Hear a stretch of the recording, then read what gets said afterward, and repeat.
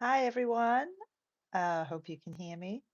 I haven't done a YouTube live in so long, but I wanted to drop in and create this live because it's New Year's Eve and we are going into 2025. And I'm speaking to a lot of people that are really in the throes of manifesting the specific person. Hello. And it's really heartbreaking when I'm speaking to people who are feeling really terrible about manifesting their person. And I was here as well, and there is absolutely never, ever any judgment on this channel.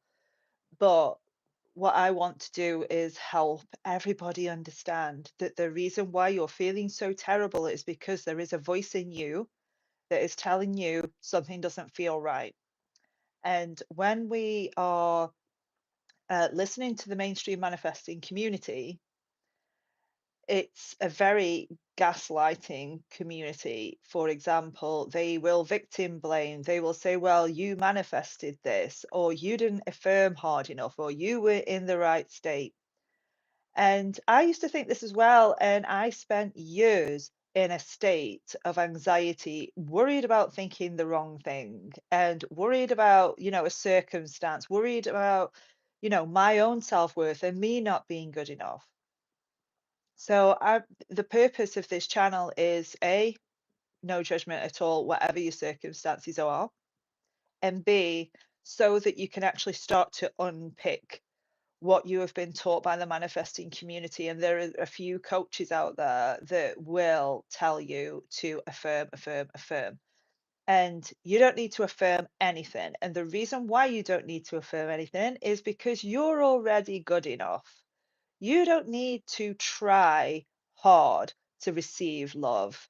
And if it is that your person isn't speaking to you right now, or who has been rude to you, or has diminished your self esteem in any way, this is not your fault. You absolutely are not at fault for somebody treating you with disrespect. It might well be worth looking at, okay, where in the relationship to myself am I disrespecting myself? Yes, do that. But somebody not treating you with respect is never, ever okay. And I've had situations with people coming to me in really abusive situations that they believe will resolve if they just affirm hard enough. And this is an absolute cut and run. If somebody is ever abusive to you, you absolutely need to get out of that relationship. I am not going to sit here and tell you that that relationship is right for you because I know that it's not, because you deserve the best treatment by somebody. You are so unique, so special, so worthy of more than that. So when it is that you're in a situation that is dangerous, absolutely you need to leave the situation. But I've spoken to people who have been told that their partner's abusive nature is their fault.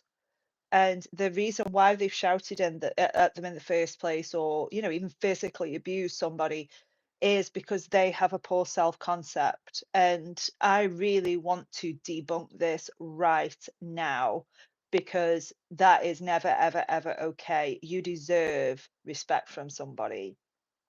I'm open to any questions, by the way, anybody, if you want to put them up. I see that Celia's going to make some ginger tea. Sounds amazing. I have my cup of tea and my Grinch mug today. So I've been in this situation as well, and I've used so many. I think I've probably used all of them, so many techniques. And I can remember once using the 2 cup method. And at the time, I really truly did believe it. And the manifestation worked. I manifested the text that I wanted, but it still didn't feel right to me. Um, it felt like manipulation to me. And that is essentially what it is. It is manipulation, it is control. And these teachings really do speak to your ego, because if you tell ego that it has control over everything, it is going to cling to that like nobody's business. And it's very hard to then release control over things. But in one of my videos, I did state in there that um, the call for a specific person is only ever the invitation to come back to yourself. And this is how, and I get that some people aren't wanting to hear this, and I wouldn't have wanted to either. I was like, no, I want my person. I don't believe any of this. If I just change my self concept, all will be well. Um, but really and truly, the desire in itself for a specific person is to bring you home to the love that you already are, because your person cannot love you and fulfill you and make you happy in the long term. They can't. And putting that pressure onto somebody is is A, unfair, and B, it's not the best basis to sort of have a foundation of a relationship in anyway. So when it is that we think of a desire, all desires are filtered through your ego. So when we think about what God, universe, source, or whatever you prefer to call it actually is, it is already love, abundance, freedom, satisfaction, security. All of these things that you desire, you already are. So let's say, for example, you have a desire for money or the desire for abundance. The ego automatically makes makes abundance mean more money. So you will go and chase that, and you'll get further and further and further away from who you really are. And then you might even get the money, but you might not be happy. So you will begin this journey to come back to yourself. And that is what the meaning of the manifestation journey actually is. It's the catalyst to bring you back to the truth of who you are and why you came here in the first place, because you did come here to experience all of this stuff. You did come here to experience everything that life has to offer for you. You did not come here for suffering. You didn't come here to feel miserable. But the desire itself, when we are chasing false gods or false desires, what it does is it creates a lot of suffering around the subject. So all of your trauma is going to come up, all of your limiting beliefs are going to come up. But when you can understand that the desire is coming from a much deeper level, and there are teachings out there that will tell you that all desires are from God, which is partially true. The underlying need for the desire is from God. The underlying need for abundance is from God, but the desire for money itself is filtered through ego. The desire for a specific person itself is filtered through ego. So, what's happened within the mainstream manifesting community is that they have cherry picked certain teachings and manipulated them and distorted them in such a way that it speaks to the ego, and it speaks to the idea that, oh, I can control this, I can control everything. And this is how you get stuck in this painful loop, because it's coming from a lack perspective. You are manifesting from lack. Whereas when you can step into the love and abundance that you already are, then we can manifest from a state of love rather than fear. Let me just have a look at the questions, guys. Um, So how do you feel about staying friends with an ex even when you want more? Sorry, I haven't got my glasses on. Even when, oh, it's gone. Okay. Some coaches say to cut contact and tell them to come back when they're ready for a relationship. I would always say in these circumstances to let go of control. So I would also look at the reason why you want to stay friends with this person. Is it because you are afraid that if you're not friends with them, that's it, that the connection's gone? So in essence, when you are, I suppose, staying friends with somebody, you're avoiding the feeling of the loss of connection, you're avoiding the grief of the relationship, and you're forcing yourself into a sense of uncertainty that you're not necessarily comfortable with. Now, the need for certainty is a human need. But what I would recommend instead of putting your sort of eggs in one basket is look at how you are already certain. What are you actually certain about right now? And look at how you are creating uncertainty in itself by staying friends with this person. Because, I mean, if it was me in that situation, I would cut contact. But it's very much personal to you and why it is that you're really truly staying friends with this person. Is it because you're afraid to lose the connection? Or is it because, that you genuinely want to be friends with this person? So I hope that answers your question. Just see if I've got any more.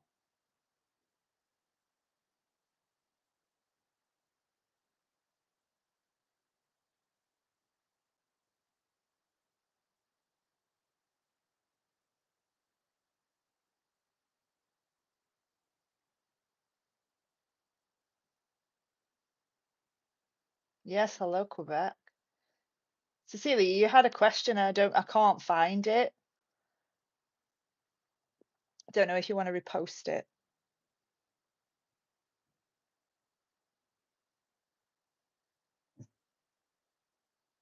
So yeah, back to the sort of manifesting myths. And a lot of the times we're told that, oh, just live in the end, or oh, just affirm more, or you don't need to live in the end because knowing who you are is the end. That is living in the end, knowing who you are on a deep level, what you came here to do, knowing that you are divine intelligence itself is living in the end, knowing that you're already fulfilled, knowing that there is nothing missing. That is living in the end. Ego is living in lack because ego will always, always have you believe that you are missing something. And you are missing money, for example. You are missing um, love, and you're looking for these things on the outside of you because the ego believes that it is lacking something. I've just had a few more questions.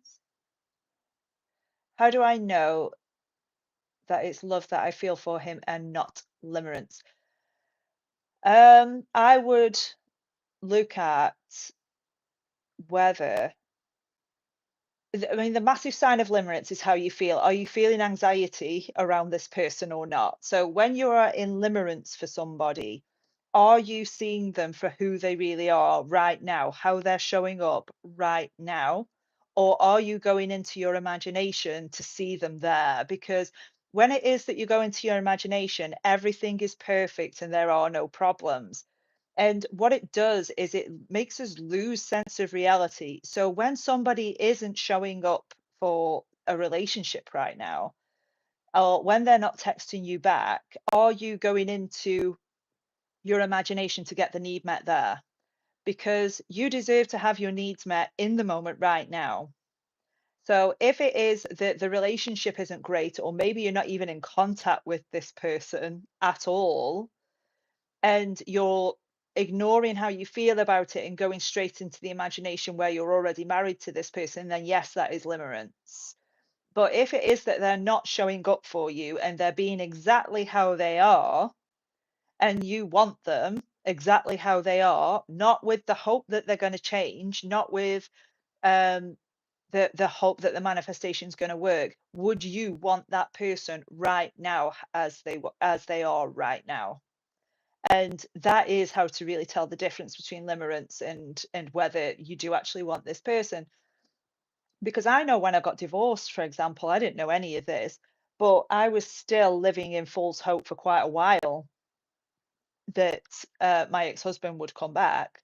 But it was really just a way to avoid the feeling of abandonment in the moment, that I would just trigger myself into hope that he was going to come back. Eventually, I had to deal with the loss and the grief of the relationship.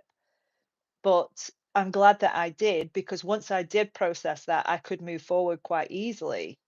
So I hope that answers your question, Cecilia. Let's have a look. So, question. Oh,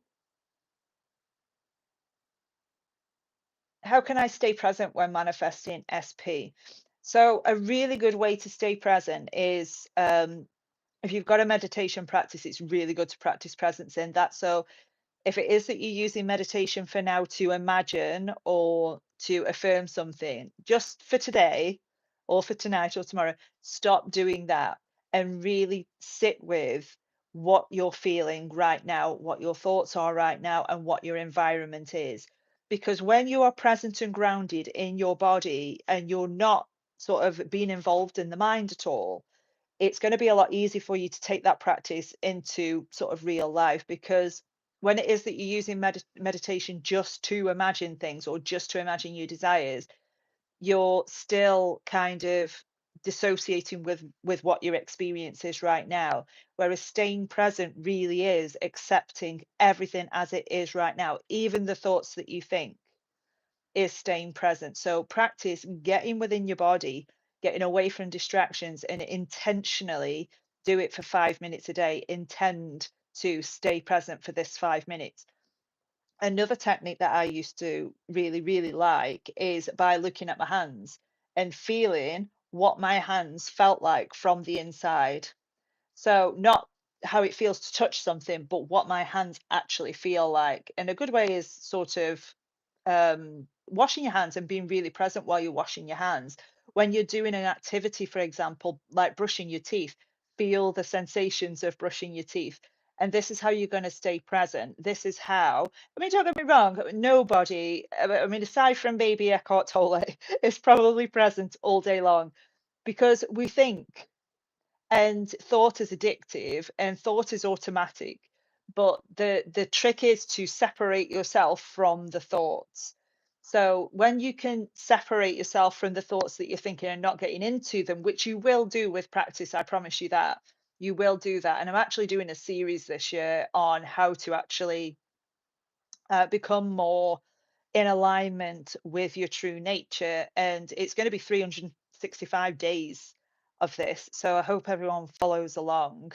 But yeah, staying present and going out in nature as well. Looking at the sky is a really good one, because a lot of people, when they look at the sky, they can't really look at it for very long because it's very expansive. But if you can go out in nature a lot, meditate, and really try to acknowledge what your own experience in the moment is.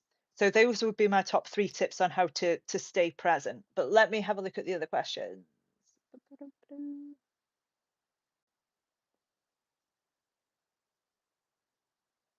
Oh, I'm so happy that you shifted out of limerence. It's horrible. It's not a nice feeling. Um, do I think that the twin flame stuff is true? No, no, I don't. I don't think we have control over it. I think that it can keep people really, really stuck in a situation that just isn't working. Um, can we really manifest an SP, for example, a handsome guy from work? You can try. Yeah, I mean, I'm not here to say that you can't, can or can't manifest your specific person. I think it depends on where that's coming from. I think when you're manifesting a specific person, if it is coming from a place of, I need this person for X, Y, and Z. So, like, I need this person so I feel loved, or I'm going to work hard for this person so that I feel worthy.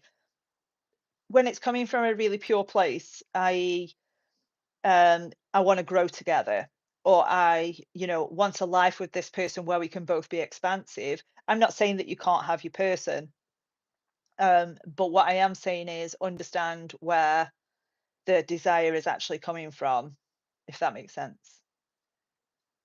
Amy, what is? Oh, I keep on pressing the wrong thing, guys. Sorry. Amy, what is manifesting then? In the beginning of my journey, I started thinking that it meant I could have my desires. As I'm 3 years in, I've realized it's more about surrender and letting go and being happy. That is what the manifestation is. When we think about manifesting, we think about implanting something in reality right now. So we think about getting our desires, but not really looking at where that desire comes from. And, we're often told in the manifesting community, aren't we, that you don't need a reason to want something. And I used to think this too. Well, I don't need a reason to want it. But actually, you do. It is really helpful to know where this desire is coming from, because a lot of, as I said before, a lot of our desires are filtered through ego. And it might not be what we really want. It might be a representation of what we think we're lacking. And I think there is a very stark difference between that and pure desire. And I think it depends on which place that's coming from. Is that desire coming from a place of love, i.e., is it a God-given desire, or is it coming from a place of ego, as in I'm lacking something, so I'm going to go get it, instead of realizing that the manifestation itself is a call to come back to who you really are as God, where you are already abundant, you already are wealthy, you already are healthy. So look at where the desire is coming from. Let me have a look if I have any more. Do-do-do. How about manifesting your ideal relationship in general? Yeah, go for it. Absolutely go for it. We are human beings at the end of the day. We are herd creatures. We thrive in relationships. And as Marianne Williamson describes it quite perfectly, relationships are a gift from God. And us being in pure relationships are also a gift to God. And you have to remember, I mean, I'm not a religious person, but in the Bible, God made Eve for Adam. We are supposed to be in relationships. It's not about being on your own forever and being okay. That's not what this journey is about. You can absolutely manifest a relationship. But what I would definitely recommend before you do that is by looking at what you truly want in a relationship, not what you think is going to heal you. And this could well be subconscious. So let's say, for example, I have a narcissistic father and my ex-husband was narcissistic. So I fell into that pattern because it was familiar, hoping that I would meet someone that would heal that. So instead, I had to heal that myself and realize that I was worthy. It was their ego, their background that was the issue, not my unworthiness, so that I could then go on and manifest a relationship that I wanted. So I think it's really important to look at the aspects that you truly want in a relationship, and whether it is that you're attracted to the person or the pattern, which I've just released a video on for you to go and watch after this if you want to, um, so that you're actually aware of certain things that you might be attracted to that aren't necessarily desirable. I'm just checking I haven't missed any questions. Okay.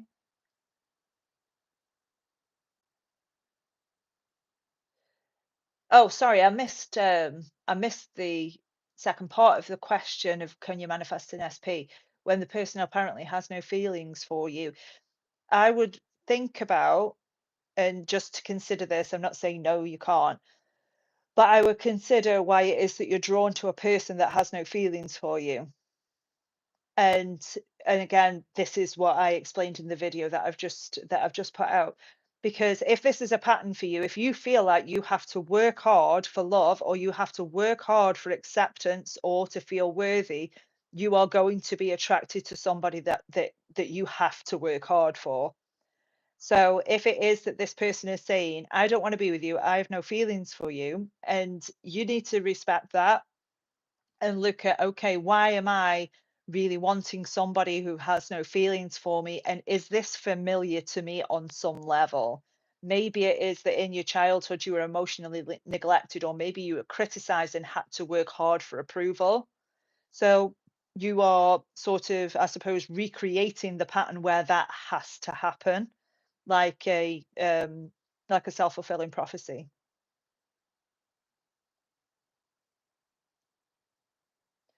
Oh, let's have a look at any more that I've got.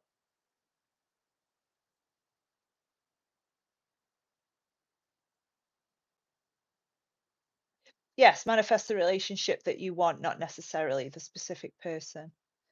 Okay, I have a narcissistic ex-husband who controls me because of my kids and my daughter following his oh, my daughter is also following his traits. How can I manifest out of that? Well, with any narcissistic ex or any narcissist in general, it's either no contact, or if you can't go no contact, very, very low contact.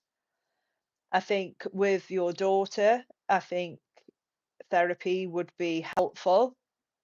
I don't know how old your children are, but I do sympathise with your position. But if it is with any person that's narcissistic, low contact is definitely the way to go for that.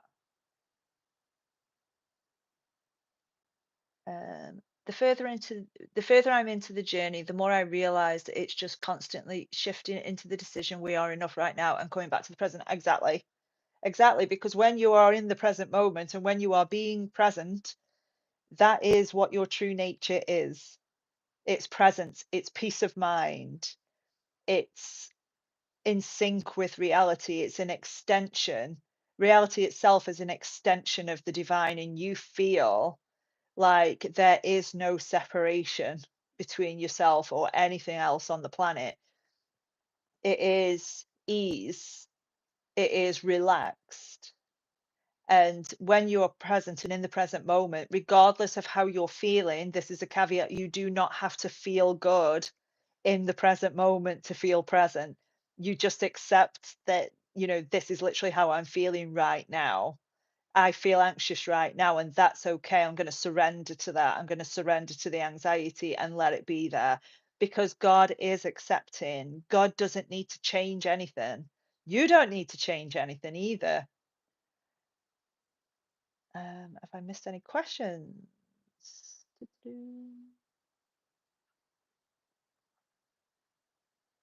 Has anyone else got any questions at all? I'm going to do more of these. I quite like them.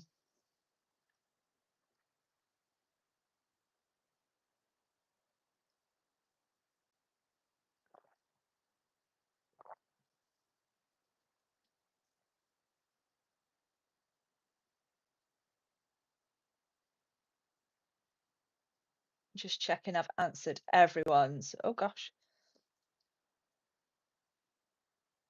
Yeah, so true about the gaslighting, especially when it comes to everyone as you pushed out. Yeah, absolutely. But it's also worth looking at whether gaslighting in itself is a pattern for you, because I know it was for me.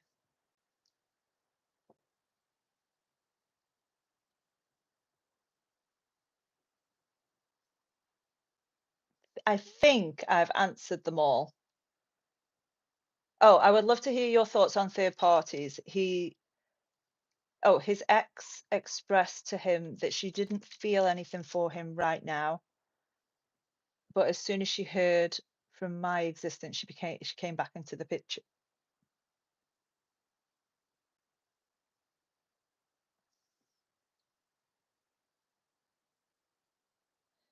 His ex expressed to him that she didn't feel anything for him right now, but as soon as oh, okay, I see what you mean. I would go with the fact that he is with you now. But I think it's perfectly okay if this person doesn't have any other reason to be in touch with an ex. For example, they haven't got children with them. It is perfectly reasonable to have a boundary there to say, I really don't think it's appropriate that you're having discussions with your ex-partner if there isn't any reason to. So I think this is more of a boundary issue rather than a manifestation issue, because you can absolutely have boundaries. If there's something in a relationship that is making you feel uncomfortable, you can absolutely set boundaries, and set a boundary with yourself as well to say, this behavior isn't actually acceptable to me. I don't have to accept this behavior if it's not making me feel comfortable. Hope that helps.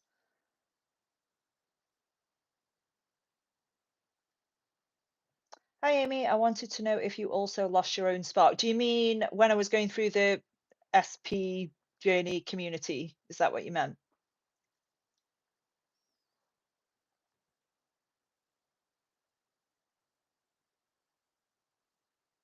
Because if it is, then yeah, I think it's perfectly reasonable for somebody to feel really low because, you're being told that everything's your fault.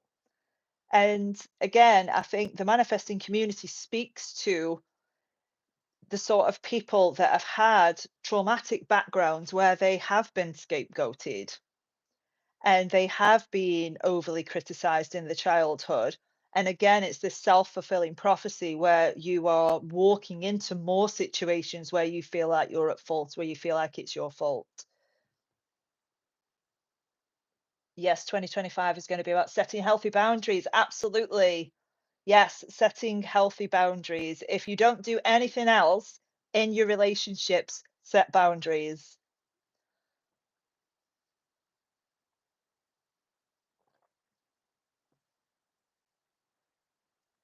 Is there any other questions before I wrap up and say Happy New Year to all of you? Live meditations are to come. I've also got a membership now as well. If you want to join those, it's going to be lives for members only, meditations for members only as well, and maybe some exclusive content. I'm in communication with my SP, but really wanted to make myself more of a priority. How do you recommend I go about this? Is it that you are being sucked into it? So I can relate to this. I think what used to happen to me is that I'd work on myself and then he'd come back in and I'd just get sucked back in like a Hoover. But what I had to do was really be strict with myself and set boundaries with myself. So without going into sort of manipulative tactics, I would think to myself, I don't have to respond to that message right now and go and do something else because this is going to be a practice. And understand that the reason why you are getting sucked into this is the need for love. So it's the looking for love on the outside of you, and the mind is going, okay, this is where the love is. You need to answer this right now, otherwise it's going to go away. It's not going to go away. So I would do that. If you're in communication, and it's okay communication, of course, think to yourself, I don't have to answer this right now. It can wait. Let me go and meditate for 20 minutes first, and then I'll answer it. Hope that answers your question.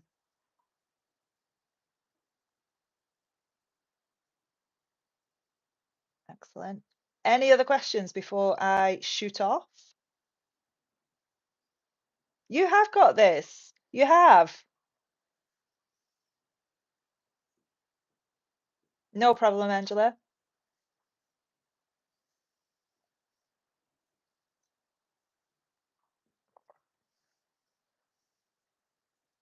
Okay, well, have an absolutely smashing new year, everybody, and I will see you in 2025.